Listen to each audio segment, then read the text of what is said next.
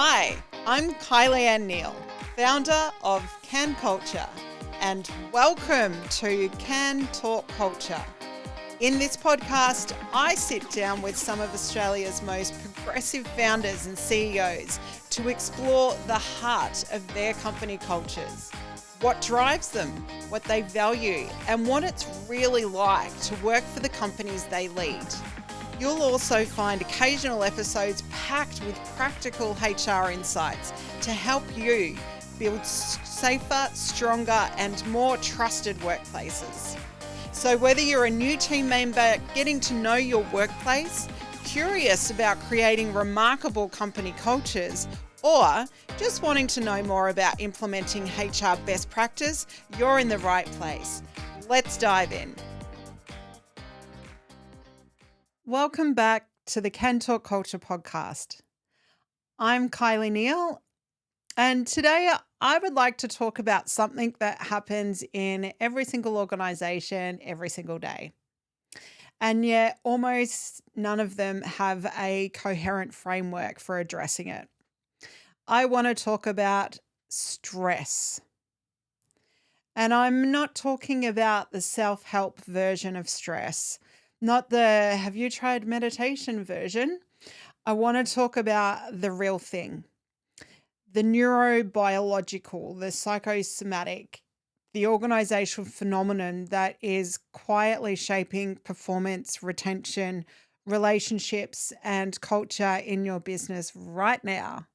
And I want to make the case that stress is not a personal problem.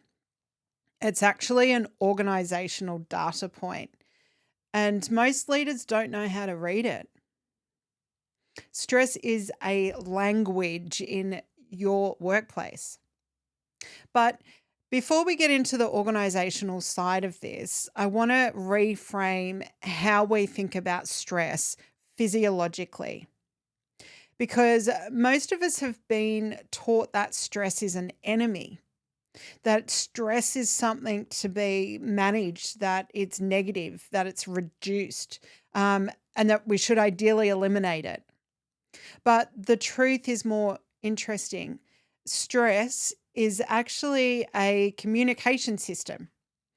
It's the body's way of signaling that a demand is approaching or that we're exceeding capacity. And it's actually not inherently destructive. Short-term acute stress can sharpen focus. It can mobilize energy and drive performance. It's an arousal state. The problem is chronic stress.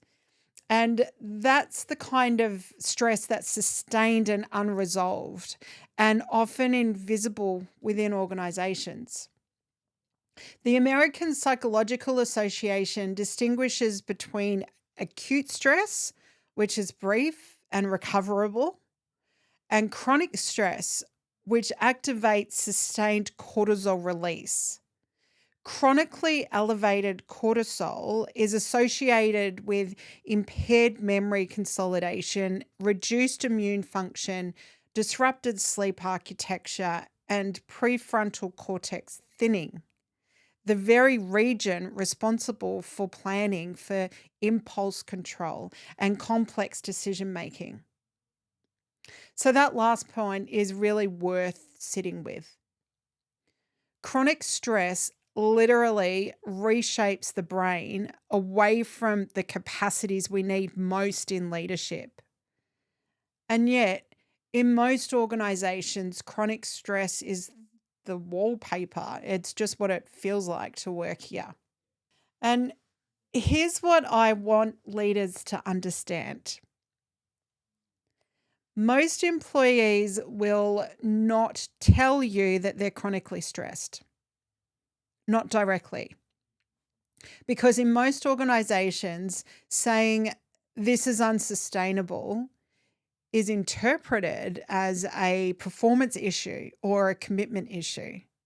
So people don't say it. They speak it in a different language. And that language looks like they are disengaging. They might arrive on time and leave on time and produce exactly what is required and nothing more. There's no discretionary effort. They start getting sick, and not dramatic illnesses, but persistent low-grade complaints. I've got a headache. I've got a sore tummy. Reoccurring infections. I didn't sleep well last night. These are the body's stress signals reaching the surface. They become irritable in meetings. They lose the collaborative generosity they used to bring. They stop volunteering ideas. They start being precise and transactional in their communication. There was a longitudinal study done from the Karolinska Institute, and they tracked over 3,000 employees across a decade. And the employees who reported low influence over work decisions and high effort reward imbalance were 40% more likely to develop cardiovascular disease. The body was keeping the score of work conditions most managers weren't even aware of. That's not abstract. That's your turnover. That's your sick leave. That's your performance drag. That's the culture problem that you can't quite name. So let's talk about the nervous system in the meeting room, because I want to bring this into something very practical, because I actually think that we underestimate how much nervous system activity is happening in everyday work interactions. The polyvagal theory was developed by a neuroscientist, Stephen Porges, and he described 3 states of the nervous system: safety, mobilization, and shutdown. When we feel safe, genuinely safe, not just technically not in danger, we are in what we call a parasympathetic state. We are curious and creative and collaborative and able to take in complex information. On the flip side, when we perceive threat, and that threat can be social, doesn't have to be physical, it can be a dismissive look, a public correction, an unpredictable manager, and we move into mobilization, the fight or flight. We become reactive and defensive, and we're less able to absorb nuance. And when threat is sustained without escape, we move into shutdown, and that's withdrawal. It's flatness. It's the disengaged employee who used to be your star. Research from the Neuro Leadership Institute found that social threats at work, things like being excluded, publicly criticized, treated with unfairness, it activated the same neural circuits as physical pain.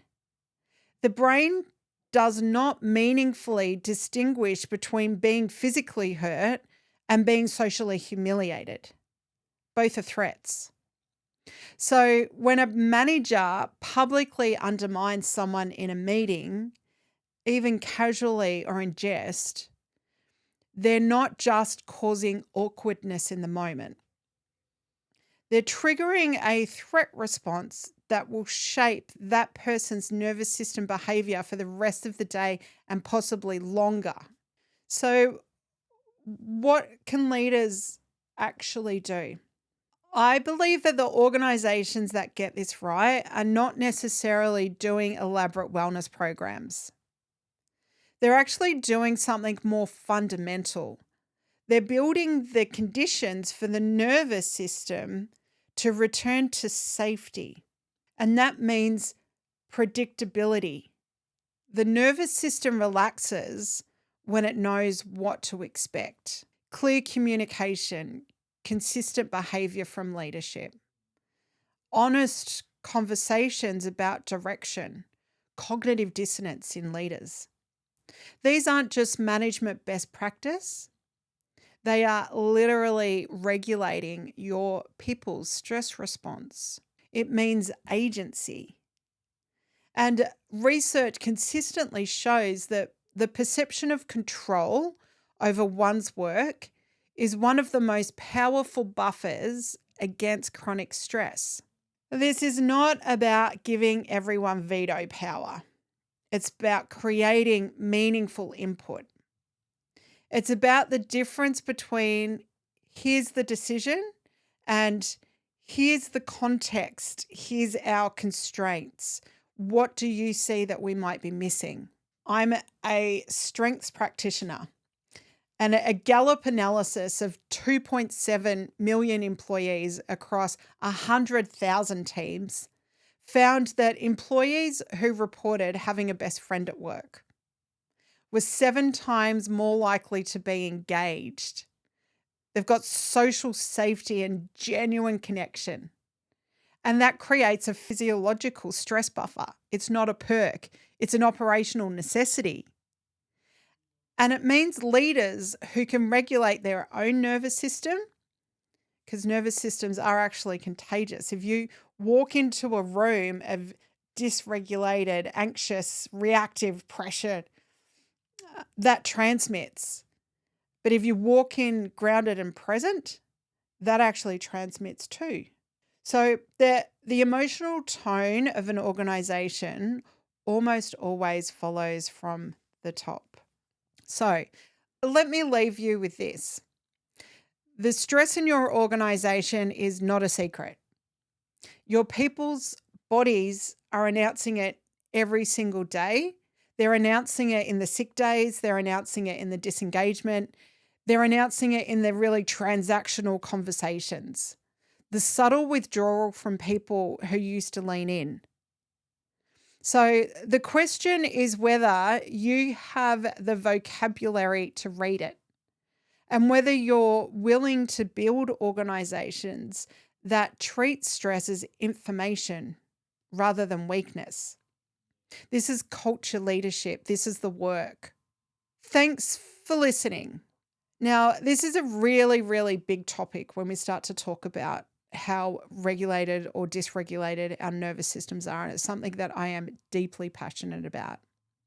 So if this really resonated with you, if you'd like to have a chat about anything HR related or about how to regulate the nervous systems in your workplace, please feel free to get in touch with me. You can reach me from the Kan Culture website. That's canculture.com. We'll see you in the next episode.